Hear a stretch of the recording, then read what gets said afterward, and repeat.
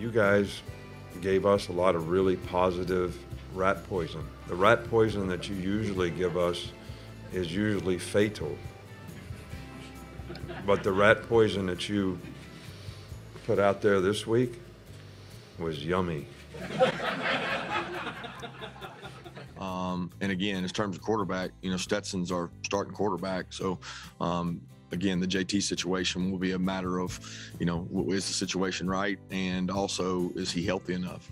As far as the Mayo bath, I hope I get to experience it, not that I'm dying to have mayonnaise dumped on me, but it means we won the football. If it means we won the football game, then I'm all for it.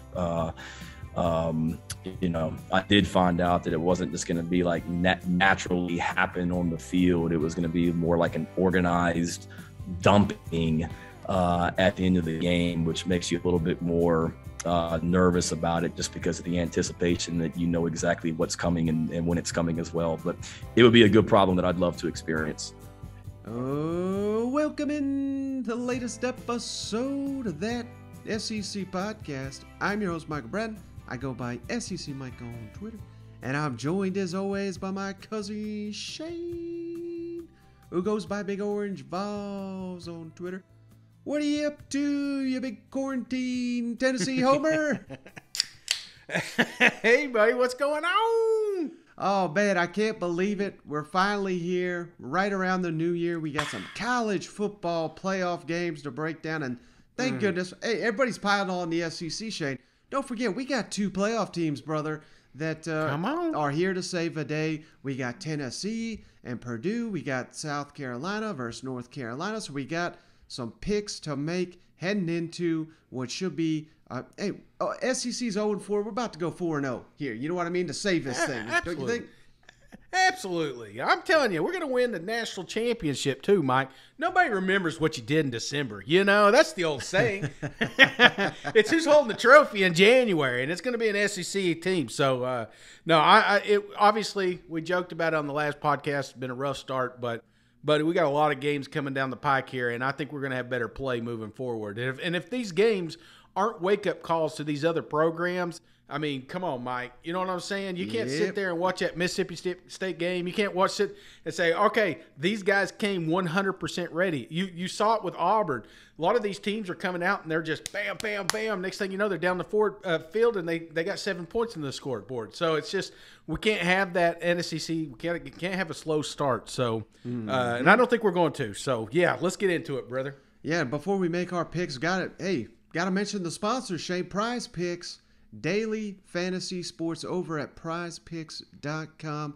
Don't forget to use that promo code SEC, and they'll double your initial deposit up to $100. So you could be walking into prizepicks.com with $200 in your pocket, Shane. And don't forget, I'm on a heater, Shane. I don't think I got the wrong Prize Picks in the month of November. So we got some bowl games preview, Shane, and I got 3 that I feel are locks. I know you're going to love at least 1 or 2 of these. So you ready for my Prize Pick selections? Heck yeah. Peppo gave you $25, burning a hole in your pocket. Throw it down on a Prize Pick, Mike. Exactly. And how about this one, Shane? I know you're going to love it. Hendon Hooker, Tennessee quarterback. I like him to go over 231.5 passing yards against them Purdue Boilermakers in the Music City Bowl. I mean, my goodness, Shane, Hendon Hooker came back for a reason, and he came back to throw this pigskin and set records here in the Music City Bowl. 231.5 passing yards. Got to go over on Hendon Hooker, don't you think? Absolutely, man. Over in the first half. Come on, baby. All right, now here's a stone cold guaranteed lock, Shane. I don't even know if they're going to let you do it. That's why I got 2 for this game. But South Carolina running back Zaquandre White, he's already opted out, Shane. He's off to the NFL. So put you the under 53.5 rushing yards. They're still letting you bet on that. So, hey, jump on that. Now. Zaquandre White under. If you bet the over, you're going to guaranteed lose. So, hey, there's a guaranteed winner right there. And, if they take that off the board by the time this podcast goes live, I got another one that is sure to go over here, Shane. If South Carolina's going to pull the upset, get this offense going, they got to get Josh Vann the ball. He's their best receiver. Over 3.5 receptions for Josh Vann. you got to figure the Gamecocks will be targeting him early and often, don't you think? Absolutely, Mike. I think it's going to be a showcase game. They're auditioning for that transfer portal. You do that by getting your weapons involved. So, yes, I like the over. All right, so don't forget, head on over to prizepicks.com and use that promo code SEC. All right, Shane, hey, couple of quick items here before we get to our picks. Just want to make reference to this because, hey, the coaching carousel's done, but the assistant carousel is still spinning. And LSU here on Tuesday, Shane, announced the hiring of Matt House to be Brian Kelly's defensive coordinator. And that should be a familiar name to SEC fans because you remember, wasn't that long ago, Shane? I mean, heck, they got an opportunity to win 10 games this year in Lexington, but they did it a couple of years ago by capping that thing off by beating Penn State in I can't remember what bowl game, maybe the Outback Bowl, but I know it was a Florida New Year's Day Bowl. The defensive coordinator was Matt House at the time, Shane, and he did so well for Kentucky and Mark Stoops that he got promoted to go into the NFL. He's been with the Kansas City Chiefs the last 2 Super Bowls. Yeah. That's who LSU has just hired to be their defensive coordinator. Very well-respected name. This is someone, Shane, I don't know if you remember this or not, but Josh Heupel tried to hire old Matt House to be his defensive coordinator. So very, very well-respected name. And let's throw up this tweet on the YouTube. I'll read it here. But, Shane, who are we going to trust better than Tyrann Mathieu, the Honey Badger, Shane, who he's with the Kansas City Chiefs, been with Matt House the last couple of years. Here's what he had to say about this hire. I'm excited for Coach House and all of Tiger Nation. This man loves football and teaching. One of the best I've ever been around. The Tiger defense will be well coached from day one. Let's buy in forever. LSU. So, hey, if the Honey Badger gives us the thumbs up, I got to do the same. I think LSU, they nailed this defensive coordinator hire. I think they did too, Mike. And I just like that they're going out, man. They're going out, getting names. You know, they could have went the safe route. You know, they Coach O didn't work out, but no, they said opened up the paybook or they opened up their wallet and said, hey, let's get some names down here. And LSU is all the way in, and that's what we want to see because college football is better when LSU's up to the top. Yeah, without a doubt. And one other coordinator hire, Shane, this was not official yet, but it was first reported by Matt Zinich of On3 Sports. Does a terrific job. How about this one, Shane? A familiar name. Ole Miss has hired offensive coordinator Charlie Weiss Jr. The junior, Shane, not the senior, but the junior. Smaller version, yeah. And he was previously worked for Lane Kiffin at Florida Atlantic and Alabama. So Kiffin, very familiar. He was working at South Florida last season. Charlie Weiss Jr. was. So, hey, there you go. You go from Jeff Lebby to Charlie Weiss Jr., who I think is like 30. He's in his mid to low 30s. He's a very, very young guy, very sharp guy. But man, it's going to be fascinating to see what this Ole Miss offense looks like with Charlie Weiss being the new offensive coordinator. Absolutely. Well, I mean, we're still going to have a heavy presence with Lane Kiffin, so I think you're not over. I don't think you're worried about who's brought in, but it does kind of surprise me that little Weiss would consider this opportunity. But hey, if that's what they do, man, just promote a little baby, poor man's version of Alabama. You know, just bring them in, get them their next job. So I like it. I'm sure Ole Miss fans are happy with this hire as well. Yeah, without a doubt. Well, Shane, so we got some bowl games to preview, like I said, and I thought I'd introduce this in a fun way because this was announced on Wednesday. Wanted to get your quick thoughts on it, but I didn't even know this was an award, Shane. But man, you'd be amazed the stuff I put out on Twitter, and somehow it gets turned into a controversy. But the latest one here on Wednesday, the Steve Spurrier First Year Coach Award finalist. Now, I guess the confusion is some of these guys have been coaches for a long time, but the award is going to someone that is in his first year at his new school, not first year in the profession. But here are the candidates, Shane. Shane Beamer, South Carolina. Josh Heupel, Tennessee. And old Gus Malzahn down there at Central Florida. But, man, all three SEC related. But the two I want to focus in on here, because obviously we're about to pick their bowl games, but Shane Beamer, Josh Heupel, I had no idea that Gamecocks and Vols be going at each other and ripping each other to shreds in my mentions here. But, man, I know you're biased, but, strong case could be made for either one. But got to think if it really is Shane Beamer and Josh Heupel, I think you got to go Josh Heupel, don't you think? Well, of course, Mike, because I am biased, I mean, what did you think I was going to say? No, I think, don't get me wrong, the way Beamer finished this season, I wish we would have done better with the Clemson game. I think that one was like, we thought we were a little closer than we were.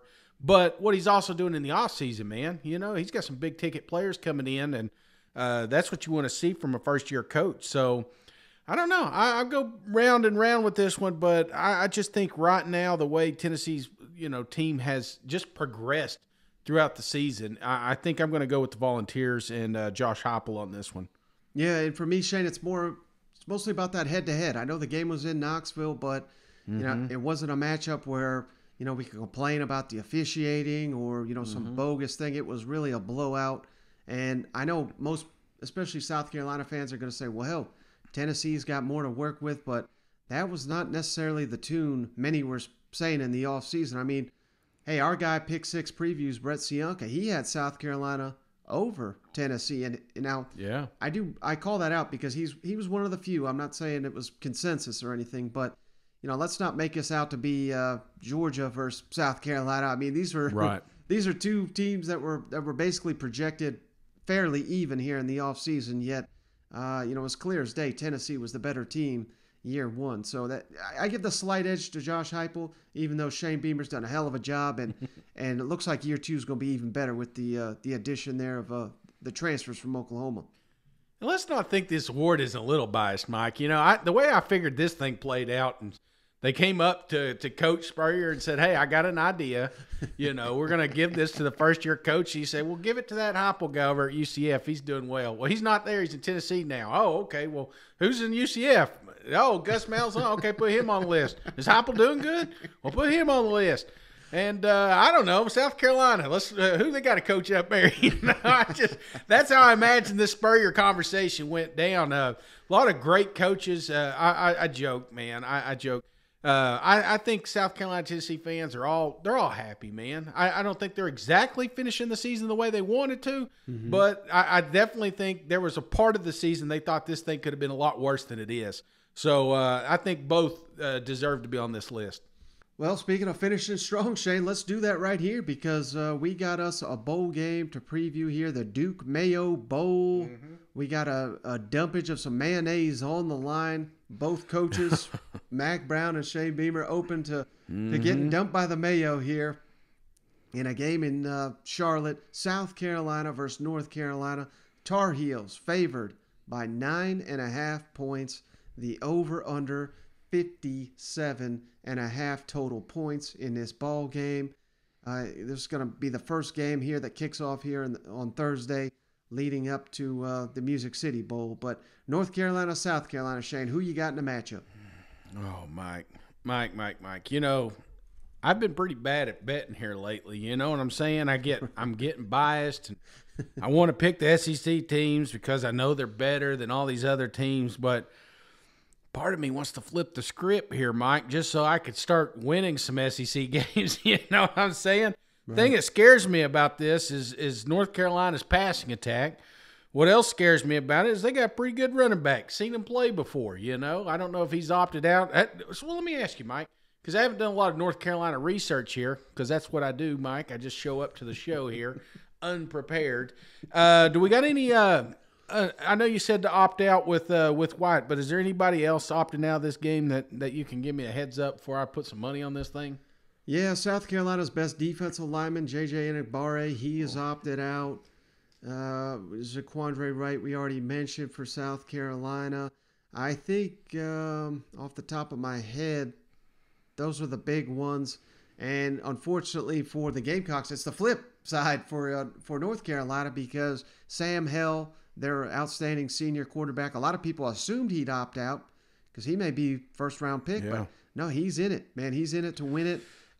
We got Ty Chandler, the running back you were referencing. He's in it to play. So, yes, North Carolina's trying to capitalize on on a down season, trying to finish strong here. So, if you're reading the tea leaves, you're going up by opt-outs, I think you got to give the edge to North Carolina in that category as well.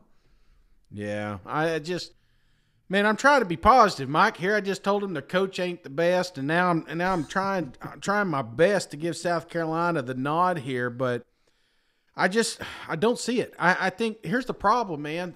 They're already on to their next chapter. Right. They got the quarterback that's going to be leading this program's, maybe on campus, but he's not in uniform. He will be next year, and I think that's the thing. It's a transition. You see this with New Year coaches. This first year, man, South Carolina did everything they could to get them to this bowl season, and it was successful. But I think here at the end, we're just going to have a hodgepodge of players out there, and I don't see it, man. You got North Carolina getting all these studs coming back. They're going to be attacked. They're going to try to get Mac Brown another championship on his 95th birthday. So I think that's important. And I don't like the odds here. So I'm going to go over big time here, Mike. North Carolina 35, South Carolina 17. I'm sorry, Gamecocks. Hey, next year is your year, baby. Yeah, and oh man, I forgot even another one, Shane. I think we hit on this at one point, but Jason Brown, the guy that was starting for quarterback for South Carolina, so he has left too. So, jeez. After adding Spencer Rattler, he decided to move on. But man, you hate to see that for a number of reasons. I mean, I guess I get it on one aspect because like you said, they're basically turning the chapter on Jason Brown, saying next year, they're not going to hand the job to Spencer Rattler, but they're bringing him in there to be the starting quarterback. I mean, there's no question about that. But this would have been an opportunity for Jason Brown on a national stage before he jumped in the portal, to show everybody what he's got. Instead, he goes out, and gets blanked here against Clemson, and that's the last game he's got on tape. It just doesn't make any sense. But hey, we got Zeb Nolan.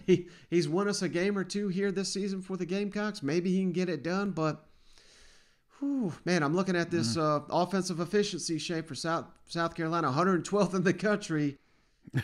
That ain't good, but at least North Carolina's 84th in defensive efficiency, so it's kind of weakness on weakness here, and that gives me confidence that South Carolina can generate something here, and they really need to, because hell, we even got the offensive coordinator here, Marcus Satterfield, coming out on these calls and saying, well, everybody thinks I'm the worst in the country. Well, there's a reason for it, buddy. I'm not trying to call you out, but we really need to see something from him in this game. This may be his last game as a coach here at South Carolina if they put up another terrible performance. And I think South Carolina shows up in this one a lot better than on paper it looks like it's going to be. But I'm right there with you, Shane, with everything North Carolina's got coming. Just can't pick against them to win this game, but I do like South Carolina to cover. So I'm going North Carolina 31, South Carolina 24. I think it's a good ball game just because there's a lot of guys on both of these sides from the opposing states. So, this is somewhat of a rivalry matchup. I think South Carolina's going to come close, but just come up short in the end. Yeah, it's a shame it's not a night game. That would have been a little advantage against Mac, Hey, fun fact. Did you know Duke Mayonnaise and Mac were all born the same year, 1917? I mean, that's a fun fact you're going to hear throughout. Now, hey, spin zone here, Mike. This is the changing of the guard. The OC has been against the ropes. Yep. Coach Beamer has. He's had his ups and downs, but I think this is time just to cut loose and have fun, man. I think for too long they've been afraid to get blown out, or they've been afraid to lose, like that Clemson game. They just went out there scared. You can't do that against North Carolina. I think they've had a full month to get ready for this thing and come out guns a-blazing, have some fun. Let Van cut them loose, man. That's what I want to see. We joke about this Beamer ball, but that's what we want to see, man. We want to see that's what South Carolina wants, is an aggressive offense.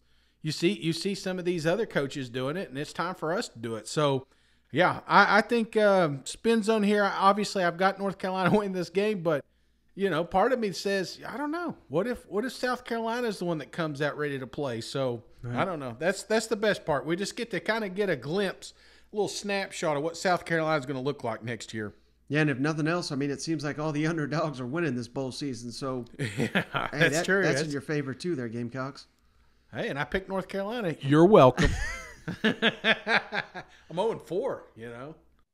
Yeah, Shane, 2 for you. But just if Zeb or Colton aren't able to play tomorrow, who is your third string quarterback, and what do you want to see from Zeb, / what has Zeb kind of meant to this program this year, coming in and doing what he's done?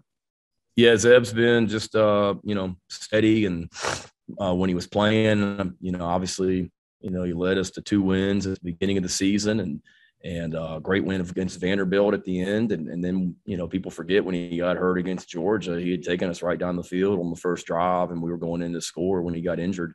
So and then when he wasn't playing, he's just been a great leader and resource for Luke or Jason or any of those guys, and so certainly thankful that he's a part of our program as a player this year, and he's going to be a great coach going forward as well. And then, beyond Zeb and Colton, those are obviously our top 2 quarterbacks. And then, beyond that, let's hope we don't get to a third. And secondly, your thoughts on the whole Mayo bath, which has been as far as the Mayo bath, I hope I get to experience it, not that I'm dying to have mayonnaise dumped on me, but it means we won the football. If it means we won the football game, then I'm all for it. I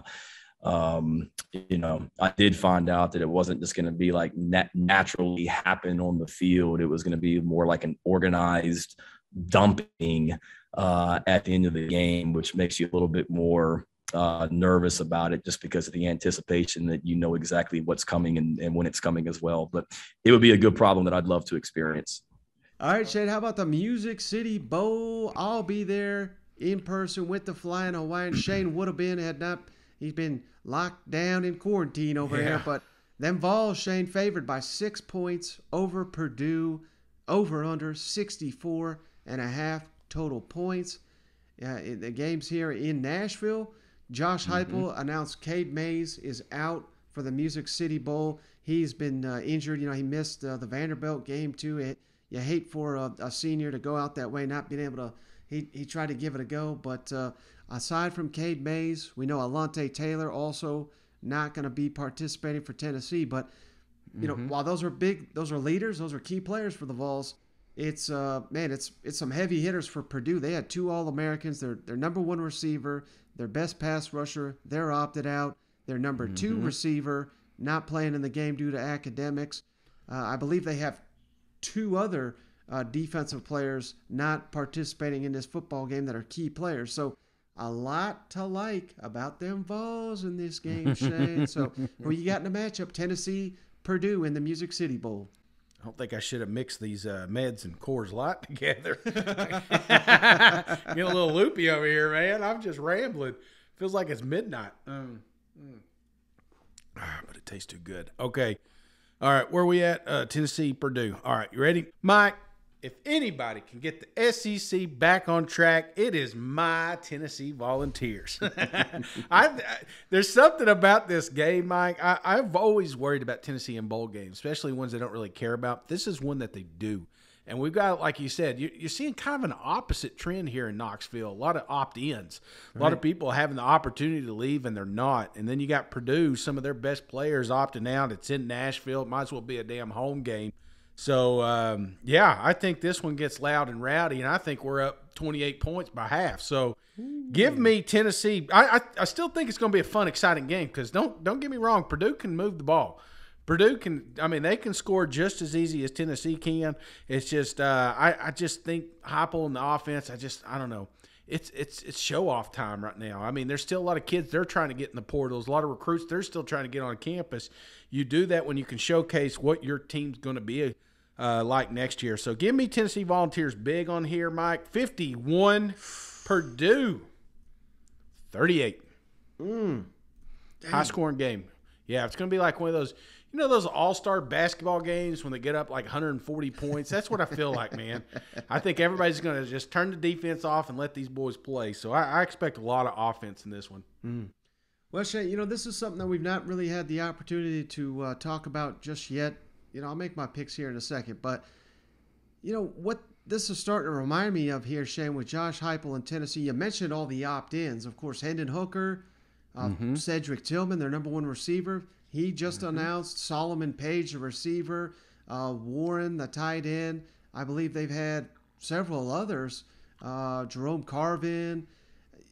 We're talking 6, 7, 8 guys. So, and that's just so far have made the decision to come back. Many of these super seniors that could have moved on from the Tennessee Vols. And you know what it reminds me of, Shane? Two key SEC teams this year that exceeded expectations. Two of the better teams in the league, the Ole Miss Rebels, the Arkansas Razorbacks. And, the blueprint is there, Shane. Both those programs, led by Lane Kiffin and Sam Pittman, of course, they were in their first year. They had to win over a new team. And that's what Josh Heupel has done here, Shane, in Knoxville. He's done it in a hurry. He's got these guys believing.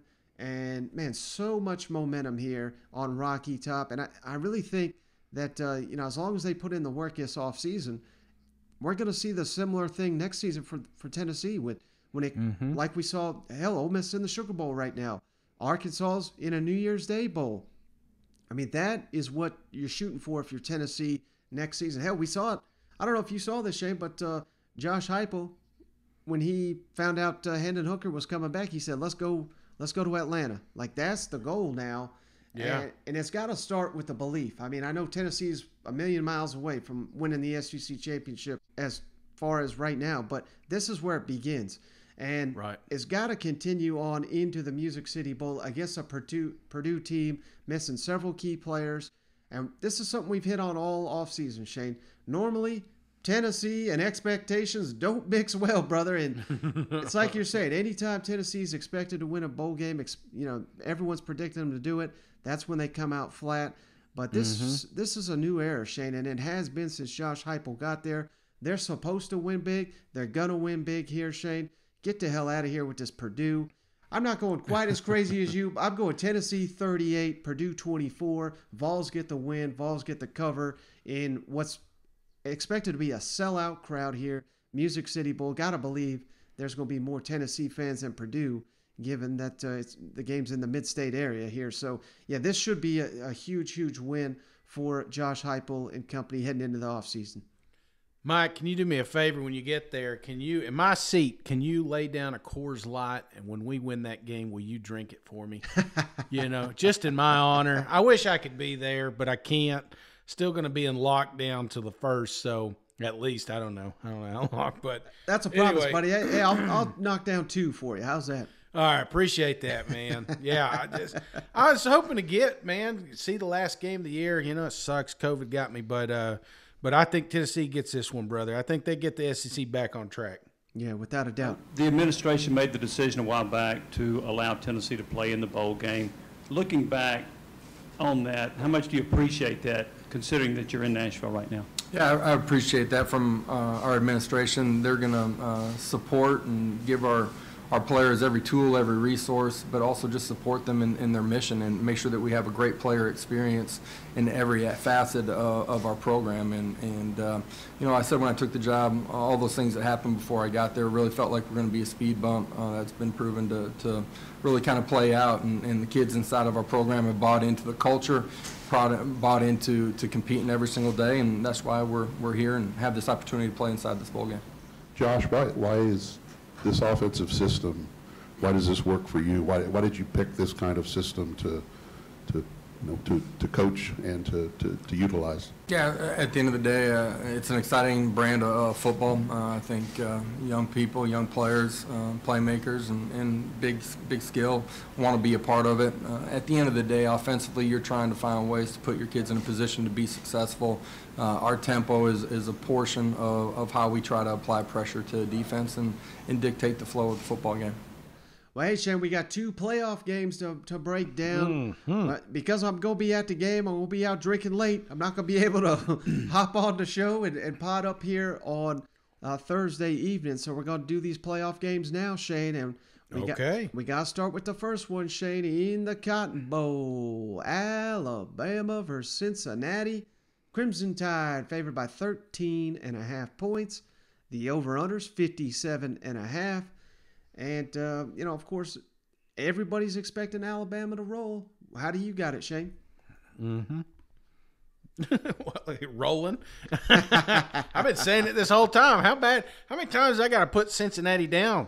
This is an opportunity. I can actually put some money on it. It just kind of blows my mind. Mm-hmm. I mean, it is a little scary that the point spread hasn't changed much, because Vegas is usually pretty tight on these things, but I don't know. I think we're buying in a little too much of that undefeated hype here coming out of the Cincinnati. So, I mean, I understand. I've watched the games, Mike, and when you struggle against some of the opponents that they've gone against, Alabama doesn't. They lost one game this year. It was Texas A&M.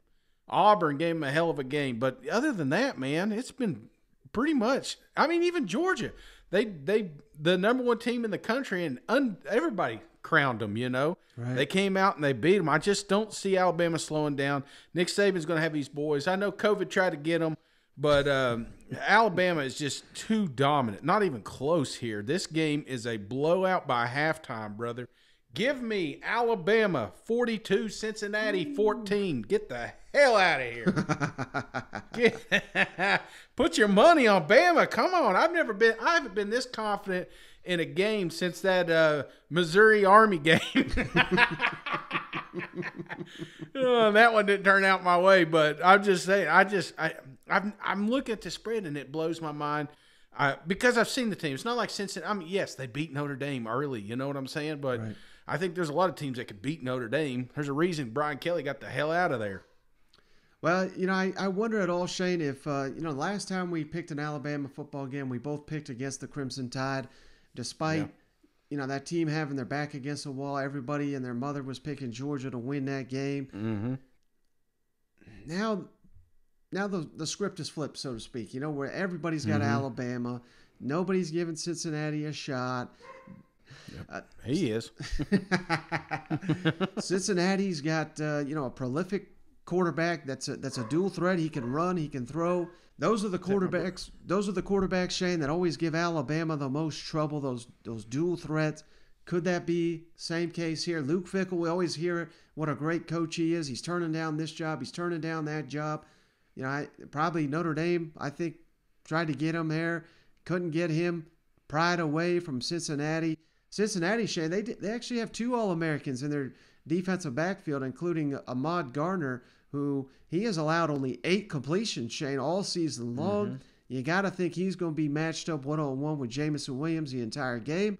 When Jamison Williams was not there for the Iron Bowl, hell, Alabama's offense was not much to look at there until the very end of the game. And don't forget this, Shane. Cincinnati's got a running back by the name Jerome Ford, who was recruited and signed by Alabama. He transferred to Cincinnati, got over 1,200 rushing yards on the season for the Bearcats this season. A lot to like about Cincinnati in the underdog role. That's where they thrive. That's where they live, Shane. Mm-hmm. They ain't living much longer, brother, because Bryce Young, Will Anderson. Oh, give me a break. Let's say even James Williams does get locked down, which, come on, give me a break. This Garner, he may be great, but you slip up one play, you slip up 2 plays, that's 2 touchdowns for Alabama.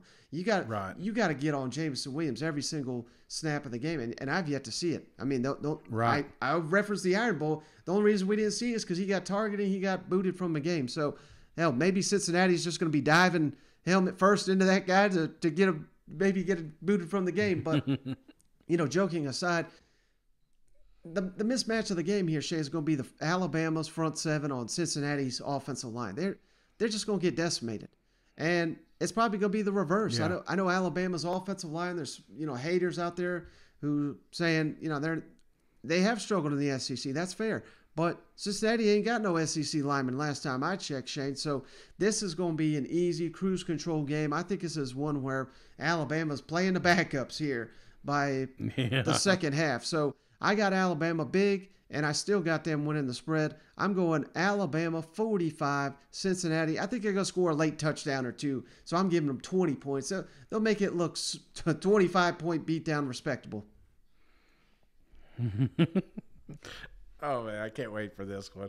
This is going to be a fun weekend, man. An absolute fun weekend, and I just think that college football playoffs going to get kicked off in the right way, and just, it's going to be a national It's everywhere. It's going to be on the news.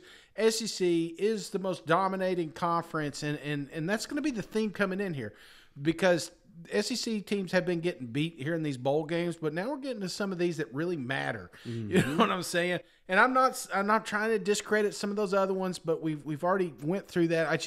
These two teams, Alabama, Georgia, these two teams are coming into these college football playoffs. They will be ready. They will be prepared.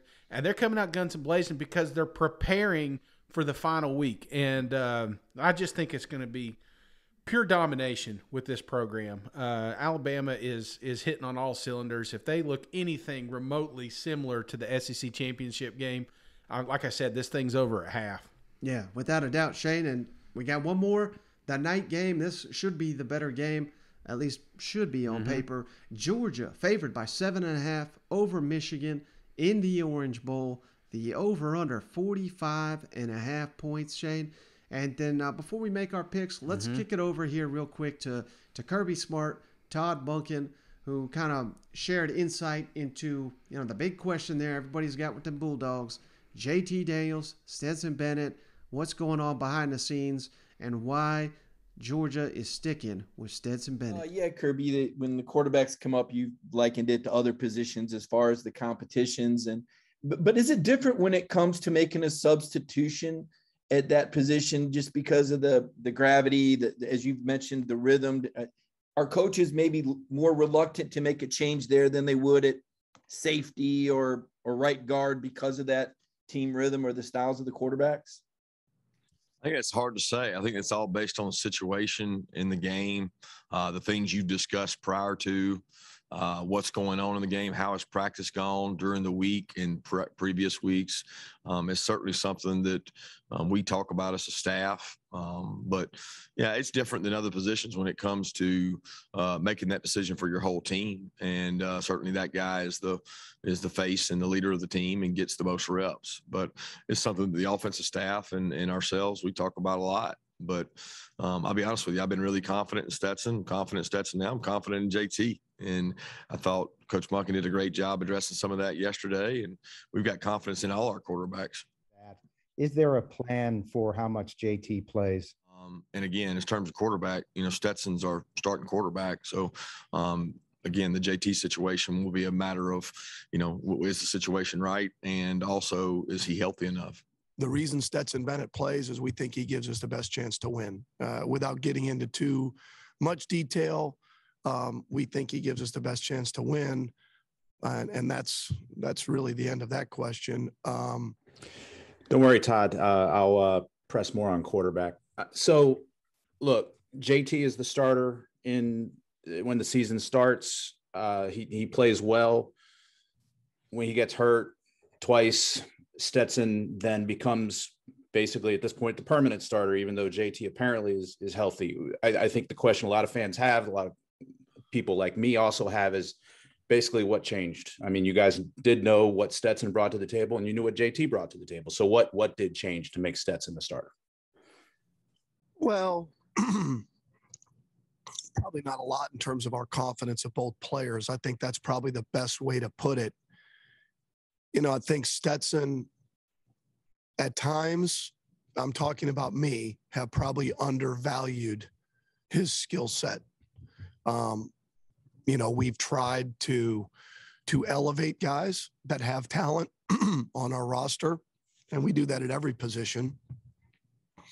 And some guys just combat that and fight and scratch and continue to play well and try to prove you wrong. And that's what Stetson Bennett did. And it wasn't really anything JT did. It was more along the lines of what Stetson did that we thought gave us the best chance to win. His ability, his mobility, his ability, those things in the run game and in the pass game when things break down, we believe give us the best chance to win. It's really nothing that JT did.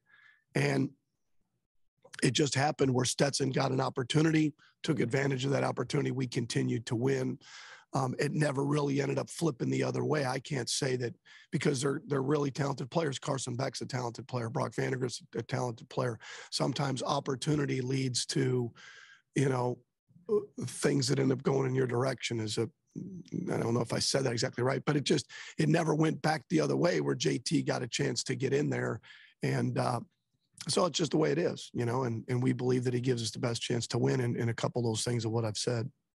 All right, Shane. So, hey, Kirby and Todd Monken, the offense coordinator, they got all the faith in the world in old Stetson Bennett. My question to you, do you, Shane, who you got in the matchup, Georgia versus Michigan in the Orange Bowl?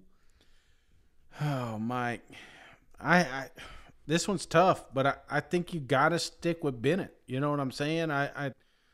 I've been praising JT, just trying something different, and I think maybe you roll something like that out next week. But you cannot. This isn't Cincinnati, brother. Okay, Michigan's a good program. Michigan has, especially here of late, they've just find ways to get things done. And I know it's tough to compare these two conferences, but I really like what Harbaugh's been doing here at the tail end of this season, and it's almost similar to Georgia.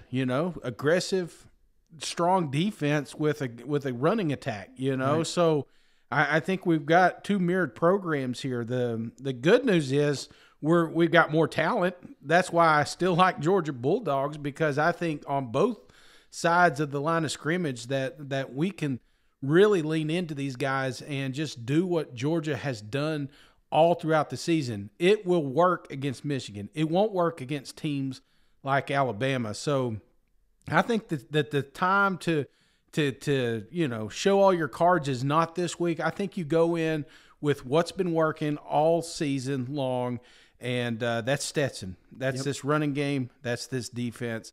I like Georgia. I think it's going to be a low-scoring game. Obviously, Vegas does too, but I think Georgia wins it by 2 touchdowns. Give me Georgia 28, Michigan 14. Yeah, here's the deal, Shane. I'm going to lay this out pretty simply here. Alabama had the pieces to take advantage of Georgia's weaknesses, which helped. Yeah. We didn't even know they had until the SEC championship game. But Michigan just does not have this dynamic quarterback like a Bryce Young who just won the Heisman. No. They don't have a Jamison Williams. They're going to, like you said, they're going to try to pound the ball. They're going to go ground heavy, and that is exactly playing into the Georgia Bulldogs' hands. Right. And so I think this was a nightmare matchup for Michigan. I mean, hell, they probably would rather have played Alabama, as crazy as that sounds, than the Georgia Bulldogs. Mm-hmm. And I think, we just had Stephen Lazzard on the show last week to preview this matchup, and he made an interesting point when he also said he'd stick with Stetson Bennett. You kind of referenced there. This is a Michigan team that's going to come after you. They got their pass rusher was runner-up for the Heisman. I mean, yeah. Can you really have a statuesque type quarterback, that's not been playing against that defense? That would be a mistake. So, hey, I've been all over the map with Stetson Bennett. I'm not saying he's better than JT Daniels, but it makes all the sense in the world, particularly given the fact that old JT sounds like he was down there at Applebee's with cousin Shane.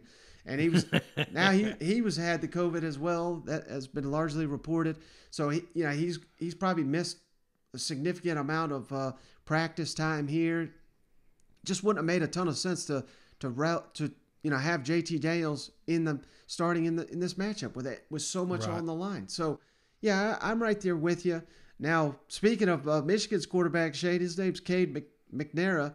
I'm going to throw up his stats here the last couple of games. Check this out, Shane. This is just his last couple games. I'm not even cherry picking like terrible games. These are just his last 5. Indiana, 168 passing yards. Penn State, 217. Mighty Maryland, 259. That was his high point.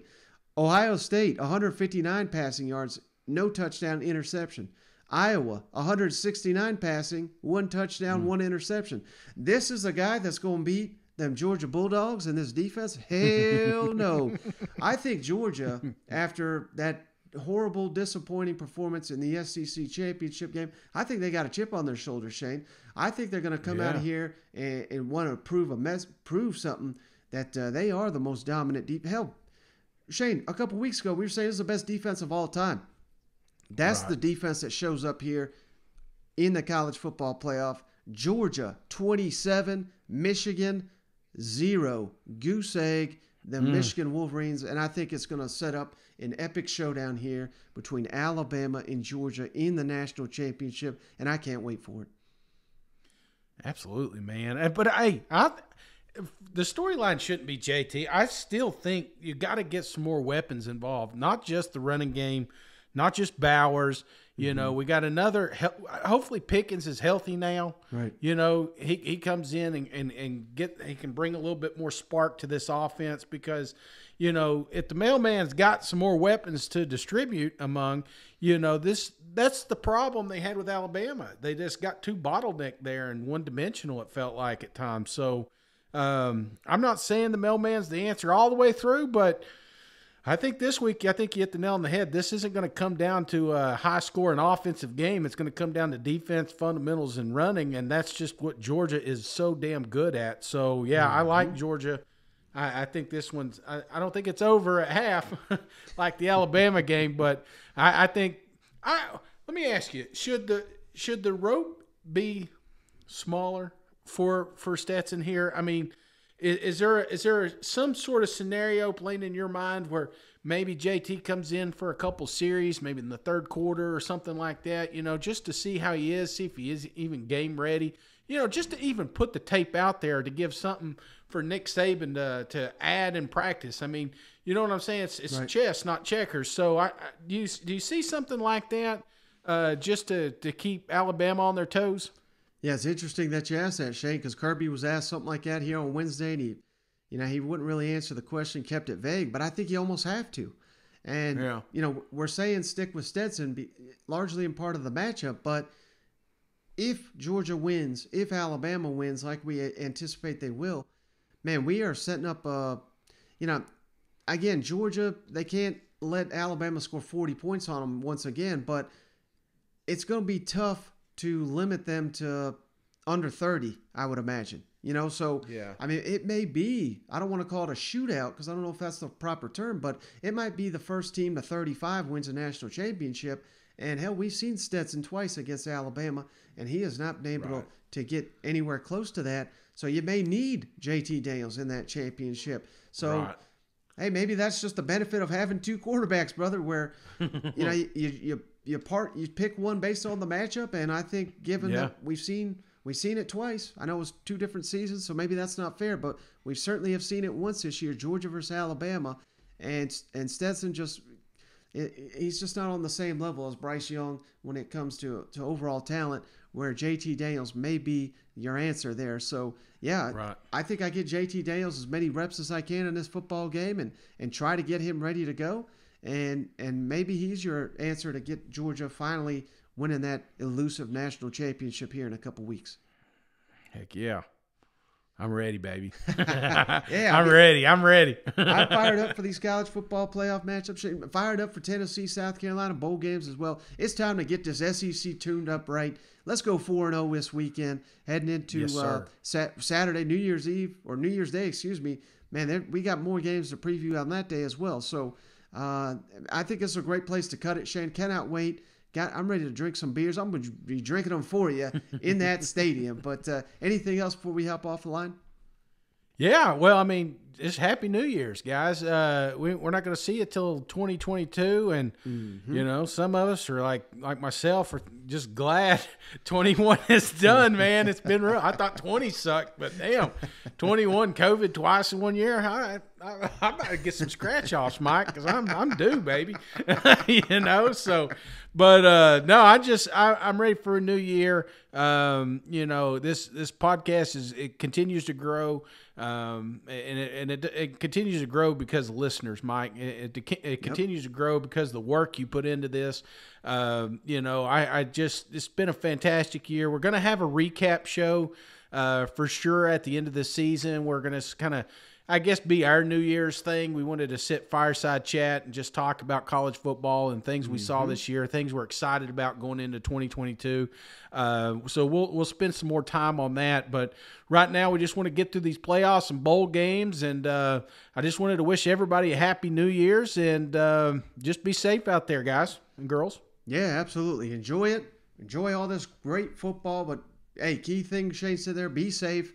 And we'll catch you in the new year. It's going to be the best year ever of the podcast. So we'll catch you on the next one. Enjoy these football games. All right, you nailed it, Mike. Maybe 2022 we work on closing shows. Yeah. Just kidding. See you guys. Go Vols.